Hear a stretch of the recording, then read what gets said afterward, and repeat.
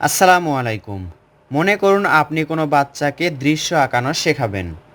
তো কি করতে হবে? একটি আর্ট পেপার নিতে হবে, একটি পেন্সিল নিতে হবে। আমরা আঁকবো পেন্সিল দিয়ে সুন্দর একটি দৃশ্য। কিছু কৌশল মাথায় রাখলে আপনি সহজেই দৃশ্য আঁকাতে পারবেন। যেমন এখানে দেখুন, স্কেল দিয়ে একটি দৃশ্য আঁকানো শেখাবো। এটা মনে করে রাখতে পারলে আপনি সহজেই এই দৃশ্যটি আঁকতে পারবেন। প্রথমে সোজা একটি দাগ দিব, এরপর এপাশে আরেকটি সোজা দাগ। এভাবে একটি দাগ হলো, দুইটা দাগ হলো। এখন নিচের দাগ থেকে দেখুন, এভাবে একটি দাগ, এভাবে একটি দাগ এবং এখানে একটি দাগ। আমরা এখানে একটি ঘরের চালা আঁকছি। নিচের দিকে দাগ, সোজা দাগ দিব, একটা, দুইটা, তিনটা এবং এটার সাথে মেলাই দিব, এটার সাথে মেলাই দিব। ঠিক এই পাশেও আমরা আরেকটি ঘর আঁকবো। প্রথমে ঘরের চালা আঁকবো। কিভাবে দেখুন, এখানে একটা, এখানে একটা, একই রকম করে আঁকবো আমরা, তাহলে আমাদের জন্য সহজ হবে। ওই পাশে যেরকম করেছি সেই রকম করেই আরেকটি চালা আঁকবো। নিচের দিকে তিনটা সোজা দাগ দিয়ে এই দাগগুলো আবার মিলে দিতে হবে। এখন কি করব দেখুন, এখান থেকে ওপরের দাগ থেকে নিচে এত দূর পর্যন্ত এবং এইভাবে এত দূর পর্যন্ত দিয়ে সোজা একটা দাগ আঁকবো এবং ওপরে একটা সোজা দাগ ডাবল করব। তাহলে এখানে একটি পলের পালা হলো। আর এই পাশে আমরা কি করব, এই ঘরের পাশে এই দাগ পর্যন্ত একটা সোজা দাগ এত দূর পর্যন্ত টানবো এবং এত দূর পর্যন্ত টেনে নিচের দিকে একটু চওড়া করে দিব। করে এখানে আমরা শিকড় আঁকবো এবং এটা থেকে গাছ আঁকবো। দেখুন এখান থেকে উপর দিকে একটি ভি আঁকবো, ইংরেজি অক্ষর ভি আঁকবো এবং দুইটা দাগ তুলে দিব, তাহলে গাছের ডাল হয়ে গেল। এখন এখান থেকে এভাবে ঘুরিয়ে ঘুরিয়ে গাছের পাতা, এই পাশে গাছের পাতা।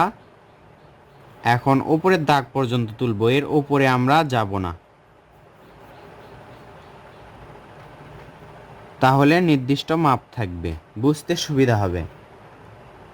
এই পাশে একটু বাড়াই দিলাম। ঘরের দরজা জানালা আঁকতে হবে। এই পাশে আমরা দরজা আঁকবো, অথবা এই পাশে জানালাও আঁকতে পারি। এই পাশে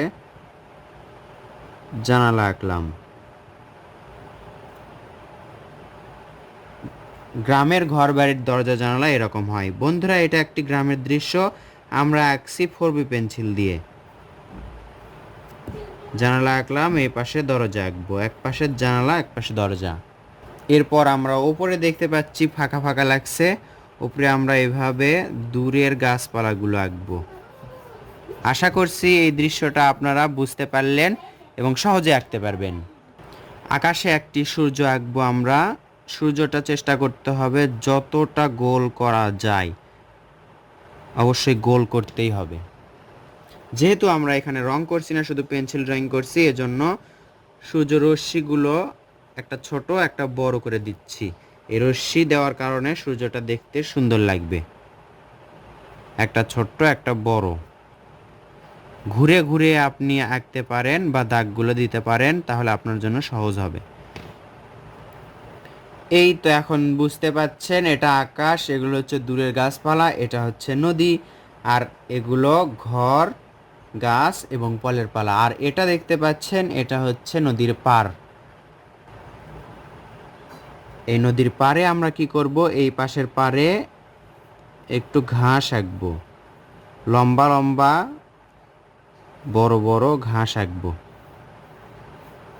এই পাশে আঁকলাম। এই ঘাসটা কিন্তু এভাবে সহজে আঁকা যায়, আমি যেভাবে আঁকলাম।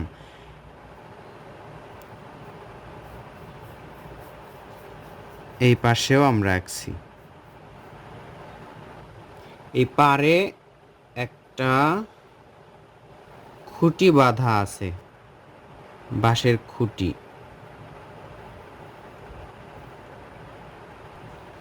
এই পাশেও আমরা ঝাউ গাছ আঁকবো। এখন অপ্রয়োজনীয় দাগ গাছের মধ্যে দেখতে পাচ্ছেন, এই দাগটা আমরা মিশে ফেলবো। এই হলো অল্প সময়ের মধ্যে আঁকা সহজ এবং সুন্দর দৃশ্য।